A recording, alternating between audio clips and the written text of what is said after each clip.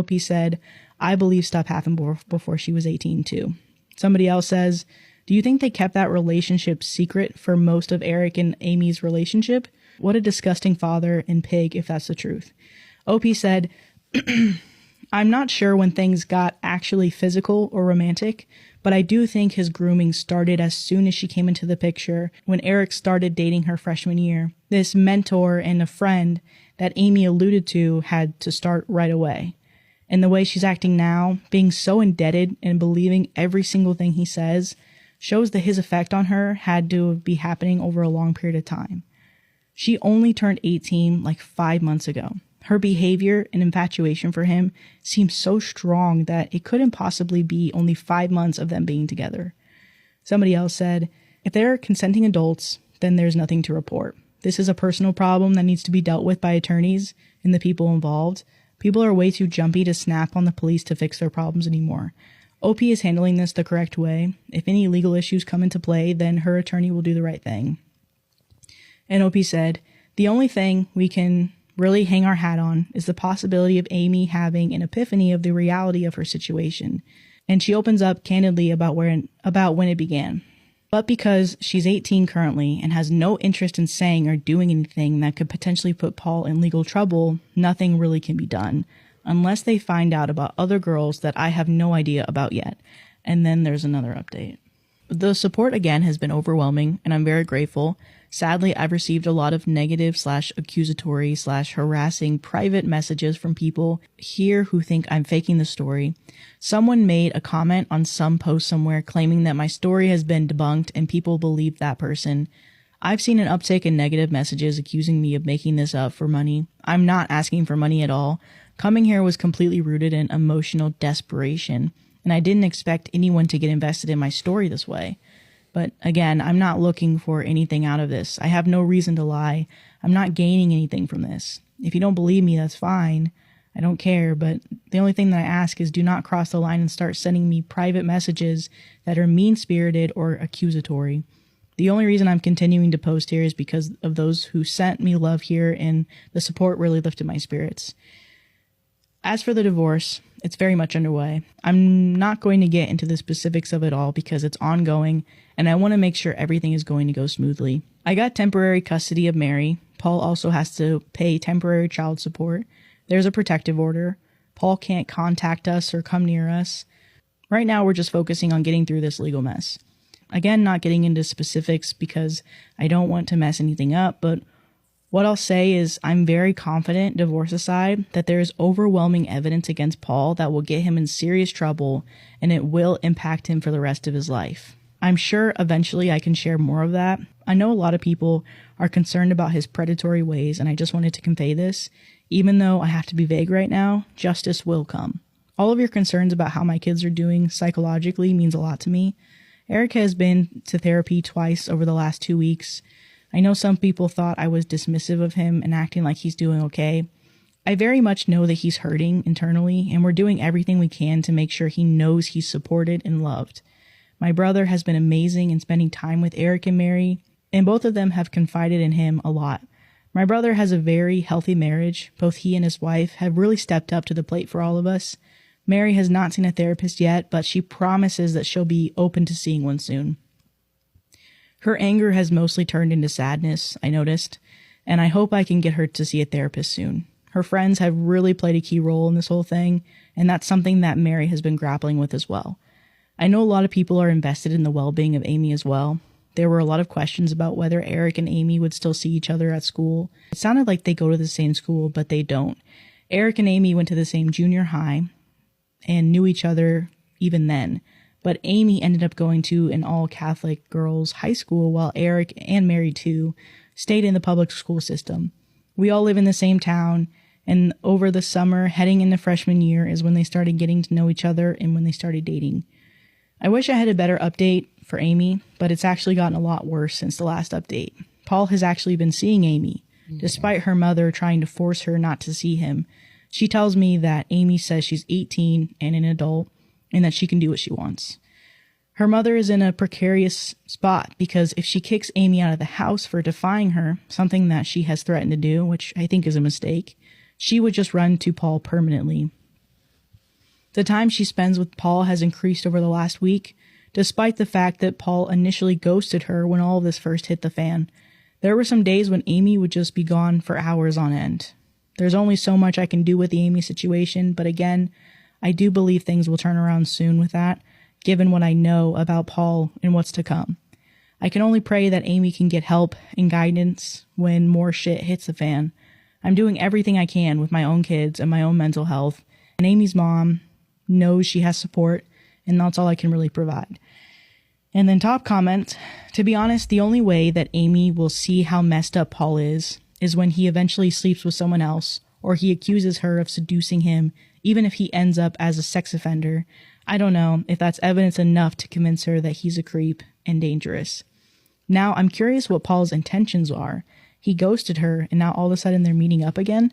Worst case scenario, he's going to have her falsely testify, which I don't think will take more convincing. Honestly, you and Amy's mom did what you could. The best things Amy's mom could do is sit and wait, but don't kick her out. Let her know she'll be there for Amy and still have a roof over her head, and pray she snaps out of it soon instead of years later when she has burned bridges and wasted her life on a man who took advantage and ruined everyone else's life.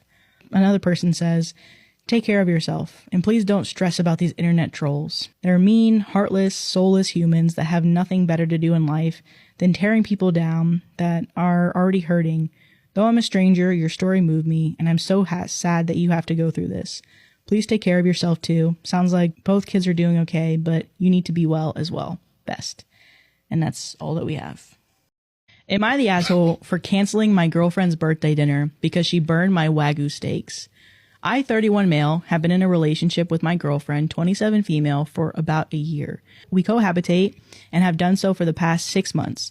A couple of weeks back, I blew about $200 ordering some Wagyu steaks. I was looking forward to them coming so much because I love cooking, and I've never had a real Wagyu steak before. They arrived on Thursday evening last week, and I decided we'd have them for dinner on Friday night. My girlfriend seemed generally uninterested, as she's not much of a steak person, but she said she'd enjoy them with me.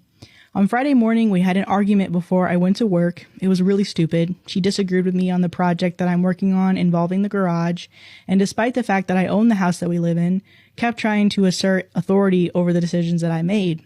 She then brought up the Wagyu steaks as evidence that I was wasting money on the project and expensive food.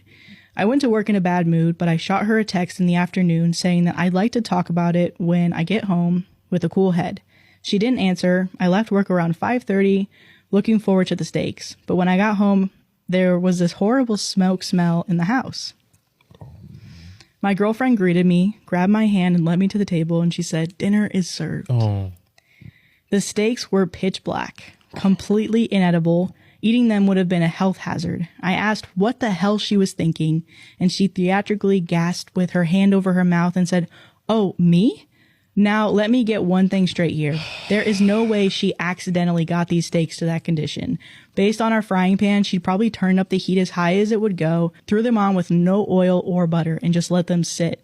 This was completely intentional. I called her on her lie. She kept being obtuse. She kept using little phrases like, "Oh, aren't you happy?" And, "Oh, weren't you looking forward to these steaks?" I've never been so disgusted with her. Well, her birthday was on Sunday, and I had reservations to a really nice French restaurant for her, her parents, and me. I just flat out told her that I was canceling the reservation. She immediately flipped and told me that her parents were going to be super upset, but I didn't care. She grabbed the steaks and threw them in the garbage, where they were going to go anyway, and then stormed off. Sunday came and went. She didn't say a single word to me, opting to lock herself in another room. Her parents have had full radio silence. I'm starting to feel bad about my decision, but did I go over the top here? So it says, would I be the asshole if I called the cops on my ex? I, 24 female, used to live with my ex, 24 male, and his mom. When I lived over there, I was so excited to leave my parents that I instantly changed my address, moved over a good amount of clothes, etc. We ended our relationship since he fell in love with a girl he worked with, and I could tell I was replaced. One day after I moved out, I had an appointment at the DMV, only to notice I didn't have my social security card. I ordered a new one, and I got it sent to my ex's house. No problem, right? Well, I order it, and it comes to my old house. My ex calls me and tells me a letter came for me. I couldn't get to it at the moment, and I work full time. I finally get some free time and I text him that I'm coming to get the letter and the rest of my items. I noticed after I was away that the Social Security letter isn't in the bit of mail that I was given. I text him asking about it and he says he'll give it to me once he finds it. Since it's been a bit since he originally got the letter, I say okay and I try to pick up my mail multiple times upon this. We get into an argument about him never being available to give me my mail. He has his current girlfriend texting me over his phone, also arguing with me about why my mail is coming to their place in the first place. I lived there. Duh. At some point during the argument, he tells me he tossed my mail, which is illegal. I say I'll be over there the next day, and if all my items aren't there, I'll be calling the cops. Both him and his girlfriend believe this was an empty threat, and I'm trying to scare them. The next day I get there and I look through the mail that he handed me, and my Social Security letter isn't in the pile. I ask about it and he says it's probably tossed. We get into a brief argument, to which I ended by saying I don't have time to deal with children. His mom, knowing how he is, says any mail that comes, she'll hold on to it. She also tells me she told him not to throw away any mail since it's her apartment and he doesn't pay any bills. Ranting to my friend, he said I should tell the cops and handle this the legal way rather than letting it slide off my back. I'm not a confrontational person and I hate conflict. Don't know how I stayed with him so long. So I feel like calling the cops is blowing up the situation. But also he deserves it for throwing mail away that isn't his in the garbage. So would I be the asshole if I call the cops on my ex? Am I the asshole for blowing up on my husband's friend after her wife died? My 36 female husband, Ian, 44 male, is close friends with a woman named Jenna. They've been friends for a long time, before Ian and I got together. So I know her fairly well too, but we really have nothing in common and we're not exactly friends. Jenna's wife, Laura, very sadly and somewhat suddenly, passed away in early March. She was terminally ill, but responded to treatment very well and was expected to survive another 2 to 5 years. She's been leaning on Ian heavily for support, which I understand, but she's been at our house every single day since, and even sleeping in our guest room most nights because she doesn't want to be home alone. Which would be okay, except she is getting more and more passive-aggressive towards me and weirdly territorial of Ian. I reminded myself that I don't think I could stand to see a happy couple for months if I had just lost Ian, and to be patient because it's not personal. My birthday was on Sunday. I got home Saturday after a morning out and Jenna was there. I was making small talk when I asked Ian what time he made for dinner reservations for the next day. Jenna inserted herself right here and asked if Ian was going to be out the next day, and he said yes. She started panicking and saying that he couldn't and that she wasn't ready to spend an evening alone. I was going to tell her that she could still hang out while we were here, and she looked at me and said, "Why don't you have any fucking friends you can go with?" And I just blew up. And I said, "Don't you have any fucking friends you can bother?" And so on. She called me selfish for monopolizing my husband, and I had enough. I told her to get the F out of my house and not to come back, ever. Ian had been trying to calm things down between us, but it spiraled out of control fast, and he ended up escorting Jenna out and telling her that he'd come to visit her in a few days, but he would be backing my decision because of how she spoke to me. I was happy for his support, and still am, but it's been a few days, and I just feel bad about it. I should have been more understanding of her, but I also feel like she should treat me more respectfully, and I'm not really sure if I overreacted. Am I the asshole? My wife's sister tried sleeping with me 1 month after my wife passed away, and I hate how I reacted. So, my wife passed away 1 month ago. It's been an incredibly painful and hard process for me and our kids. My wife's sister has been our biggest support system throughout this. Just last night, she tried sleeping with me. I hate that I almost did it. It felt like I would have cheated on my wife, not to mention the damage that would come if I actually did it.